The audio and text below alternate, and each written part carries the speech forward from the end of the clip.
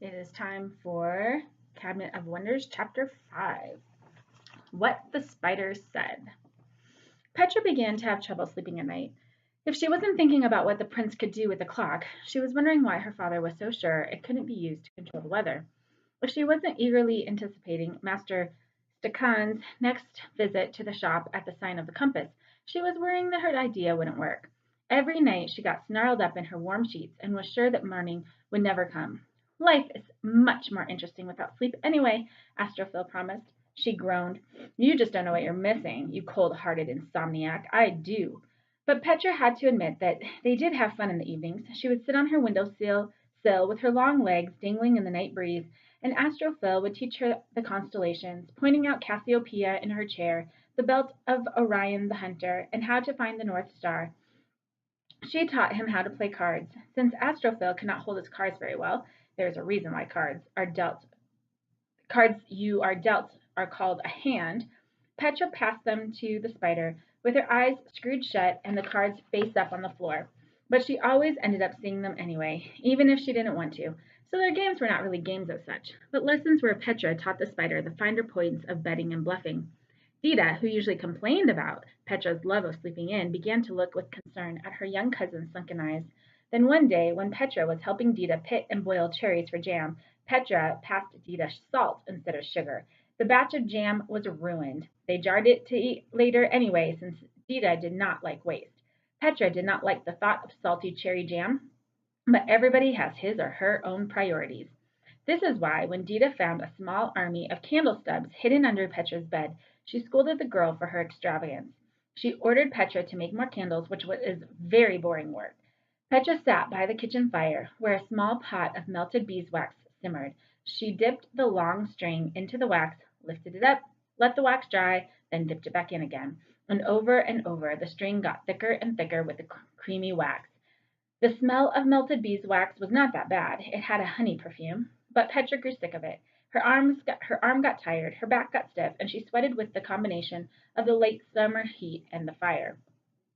When there was just an inch deep smear of wax at the bottom of the pot, Dita set it aside for sealing jars. That night she made Petra drink a cup of warm milk with marigolds. The next night it was cool violet water. Petra thought Dita's concoctions tasted nice, but they did not help her sleep any better. So she refused the night Dita handed her a boiled willow branch to chew. One evening Petra managed to doze off for a few minutes. She woke to find that Astrophil was gone. She walked across the hall to her father's library with its uneven walls, crooked corners, and stuffed shelves, but she did not find the spider. So she slipped down to the ground floor, feeling her way along the dark staircase until she reached the constant hum and clink of the chop. The pets squealed delightedly, but she ignored them and cracked open her father's door. His room was pitch black. Astrophil, she whispered, wishing she knew how to communicate with him silently, like her father could. She had tried this many times over the years. Astrophil always just laughed at the way her face twisted into an expression of fierce concentration. Are you there, Astrophil? Father? Yes, said the spider. Yes, said the man. Is the noise in the shop keeping you up, father? No, he replied. She wished he could see his face. I enjoy the sound. Then something occurred to her, and she could have kicked herself for not thinking of it earlier. Why don't I buy one of Master Stakhan's worry vials? He probably smiled. How about buying two? The next morning Petra went to the library to fetch some krona to pay Master Stakhan.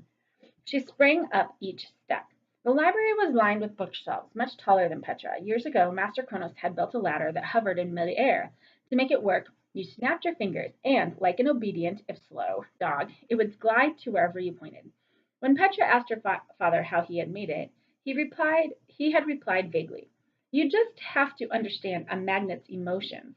Magnets are very affectionate, but they can be stubborn if you offend them, so building the ladder was really just a case of making friends," which may have been why the latter was always quicker to obey her father than anyone else. When Petra entered the library, she snapped her fingers and pointed the ladder to the left-hand corner, where one wall of books met another. Then she climbed the rungs, noticing along the way a dried-up apple core her father must have left on the fourth shelf more than half a year ago. When Petra reached to the top shelf, she pushed aside a number of books on how to build a water fountain. Growing out of the wall was a dandelion. It was a fuzzy white globe, the sort you would blow apart to see every seed carried on little white wings. But the fluff of this dandelion was actually fine filaments of silver. Petra leaned forward and blew on the flower 3 times, 2 long breaths and 1 short.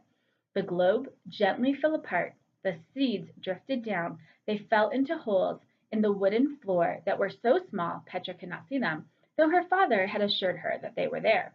Then there was a whisper as each seed, now invisible, turned in the same direction. A floorboard slid away, revealing a mound of krona and smaller piles of foreign money. Petra counted out much as she needed to pay Master Stuckon for 2 worry vials. She paused, looking at the mix of gold, silver, and copper coins. It struck her that there was very few glints of gold, and the piles had eroded over the months. Most of the family's savings had come from ordinary work her father would do every day, like fitting horseshoes and making iron hoops for barrels. How would their life change now that he could no longer work? The question weighed on Petra like a heavy hand on the back of her neck. She reached past the coins, flipped open a little trap door. There was another dandelion, but a springtime one. It was yellow and made of bright brass. The petals prickled against Petra's finger as she pushed it like a button. She held out her hand out of the hiding place, and the floorboard slid shut. Like a flock of miniature birds, the silver dandelion seeds lifted out of the floor, soared up the bookshelves, and swept around their green stem. They formed a perfect sphere once more. Petra climbed up the ladder again to rearrange the books. When the flower was covered, she raced out of the library, down the stairs, and out the door. Master Stakan greeted her cheerfully. Petra, I was just going to go see your father. He patted a soft leather bag on his work table. Shall we go together? Yes, but before we leave, can I buy something from you? She dug the coins out of her pocket. 2 worry vials, please. He hesitated. Having bad nights, are you? Well, he hesitated again. Then he turned and lifted 2 bottles down from a wall of shelves stocked with every shape and size and color of glass bottle you can imagine. The worry vials were short, fat, and clear. The opening to the bottle was wide and sealed with a big cork. Just be careful you keep them in, will you? Sure, she said. He clapped his hands together. Then let's go. At that moment, Tomik came in through the door carrying a loaf of bread. His eyes fell on the leather bag. They're ready? Yes, his father said, and he pocketed the bag. Petra and I are going to the sign of the compass. You stay here in case anyone comes to the shop.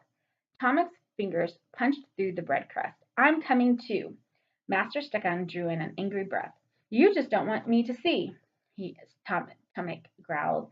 I want Tomik to be there, Petra said. There was a firmness in her voice, as if she had forgotten she was only 12 years old. Master Stakan exhaled gustily. His gaze wavered between the 2 children. Then he said, You needn't mingle the bread, son. Come along. But his face was that of someone acting against his better judgment. The 3 of them crowded around Master Chrono's bed in the little room on the ground floor. When Master Stakan explained why he had come to visit, Petra could tell that her father was excited, though he tried not to show it. Master Stakan opened the leather bag and tipped 2 small glass balls into his hand. Though Petra had known what was in the leather bag, she still felt an odd pull in her stomach when she saw the 2 eyes, for that's what they were. 2 white glass eyes with silver irises and black centers. They were her father's eyes. No, she told herself, they're just copies. But still, she blinked at the glass eyes on Master Stakan's palm and felt unnerved. With his other hand, Master Stakan reached for father's bandages. Petra averted her gaze. When Master Stakan had placed the glass eyes, he said, Well? Petra turned to her father. He looked so normal, so whole, that Petra realized she had not seen her father's face for more than 7 months. Mikhail Kronos sighed with a disappointment he could not hide. I see nothing. Thomas Stakan's eagerness drained away. You know, I thought I might have to give it a few tries. It's more complicated than crafting eyes for tin pets. Don't worry. I'm sure I'll come up with the right way to do it. I'm not worried, Tomas. I know you will. Thank you. Master Stakan shook his head. He has a black soul, the prince does, to send you home like this, with not a krona in your pocket to show for it. The prince promised to pay me in a couple years. Master Stakan snorted. That's a long way off. Then abruptly he said farewell. His feet shuffled. Petra walked him and Tomik to the door, her hand briefly holding her friend's before he and his father stepped outside the sign of the compass. Through the window she watched Master Stakan walk away with the haste of someone eager to escape his own failure. He had left something unfinished. Petra made a decision. She returned to her father's bedroom, wordlessly, because she did not trust herself to speak, and quickly, because she was too scared to do otherwise, she stepped toward the bed. Still sunk in his disappointment, Mikhail Kronos didn't notice anything until he felt his daughter's fingers on his face. He felt her reach for the glass eyes. He seized Petra's hands. "Please don't," he said. Petra hesitated. "Yedida," he ordered. Petra imagined that what she would see, two sickening holes, red like something scoured, and the rough stitches that lashed the flesh together. Her father's voice grew harsh. "Do as I say." She did. Soon Dita was in her father's room. The bandages were back on Mikhail Kronos' face, and the glass eyes were in the leather bag on the wobbly pine nightstand. That evening, Petra closed her bedroom door behind her with relief, hurt, pity, and a nagging sense that she was overlooking something important, something that didn't fit. But her emotions were so tumbled together that she wouldn't have been able to see it for what it was. She would have only been able to say that she felt confused. She wanted to light a candle, but then she imagined Dita's lecturing on the evils of waste. So she leaned out the window and watched clouds blow across the young moon. She said to Astrophil, "I don't understand something. Go on. Why did the prince take his eyes, but still promise to pay him? If he could do something like this to father without anybody caring, he didn't have to send him home or pay him. Perhaps what your father said is true. Perhaps the prince respects him. It's a strange way to show it. Evidence suggests that the prince is a strange individual." The spider flicked a few legs, and they glinted in the moonlight. "Your father has always prized learning." Petra frowned. "What does that have to do with it?" "Take me, for example. I'm a very inquisitive spider."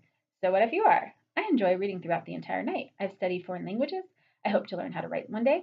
I try to discover new things, even if it makes me what you call nosy." "Well, sure. I learned to read at a young age, too. I don't exactly share your fascinating with reading every moldy book under the blazing sun, but it's only natural that you would be advanced for your age. You belong to me." "Precisely. And your father made me. Do you not think," he began slowly, "that there is a reason behind my interest in learning?" If a spider can shrug, Astrophil did. "Let us face facts. I am made of a metal called tin. It is unusual that I like to know exactly how many words begin with Z, while Jasper, who, as a later model and a more complex animal, could be expected to do more advances, to be more advanced, lazes around Master Stakan's shop and even naps. But ultimately, I am a construction. I am what your father made me, and he made me, as you have just mentioned, to belong to you. Astrophil, you don't really belong to me. If you wanted to, you could walk out of this house." She said this fearlessly, but did so because she knew the spider would never want that. "Anyway," she pressed on, "each pet has a different personality. Isn't it possible that that what you like and how you behave just developed naturally?" "Possibly. I do not know, however, if nature applies in my case." The spider waved a front leg, dismissing the idea. "Let us stop talking about me. Let us address one fact about which we both agree. Your father thinks very highly of study. Perhaps Master Kronos was simply interested in the project. That would be very like him. But is it not possible that he had other reasons for building the clock? What if the prince offered your father something more than money? Something Master Kronos could never afford, and even if he could afford it, would never be able to make happen because of his place in life. He is a mere artisan. He is a skilled one, and fairly well off because of it. But he is no lord. Astrophil, I don't think, of course you do, because it is clear that the prince must have offered your father a place at the academy for you. Master Kronos said the prince would pay him in a couple of years. In 2 years you will be 14. "But I would never, ever go." Petra slapped the window sill. "How could he think that I would let him send me away to be trapped for years in a damp stone block filled with obnoxious rich brats trying to develop their magic? I couldn't learn anything there that father couldn't teach me himself here. Perhaps, perhaps not. He is self-taught. Who knows what his skills would be like if he had had some training? Well, who knows if I have any skills? And that would be perfectly all right by me," she blustered. "It is hard to imagine, given your father's and mother's abilities, that you yourself would not be gifted. And if you are, it is also entirely possible that your form of magic will be different from your father's, in which case he would not be able to help you hone it. Everything Astrophil said made sense, and it made her feel sick. True, she had always longed to be able to communicate with Astrophil using only her thoughts, but now a muted anxiety buried somewhere deep inside her warned that she might not want to have her father's gift for metal. She might not be ready for the consequences, especially now that she had seen some of those consequences. She thought about something the spider had said. It is entirely possible that your form of magic will be different from your father's. What he did not say was that this meant she could have inherited her mother's magic, seeing the future, a gift she would never want. A wave of weariness hit her. She remembered Master Stucken's worry vial. I need to sleep, Astrophil. Well, if you must. She walked across the room and lifted the vial. She cupped its bulging sides in her hands and climbed into bed. She removed the stopper. Remembering Master Stucken's instructions, she put her mouth toward the bottle's wide opening. She began to whisper. As her hushed words flowed into the bottle, the glass glowed green, brown, violet. Petra reached for the cork and shoved it in, closing the vial. The colors inside the glass continued to change and then settled into a deep purple, like the color of a bruise. Petra leaned back against the pillows. Finally, her mind felt clear, her eyes closed, and before she drifted off to sleep, another idea occurred to her.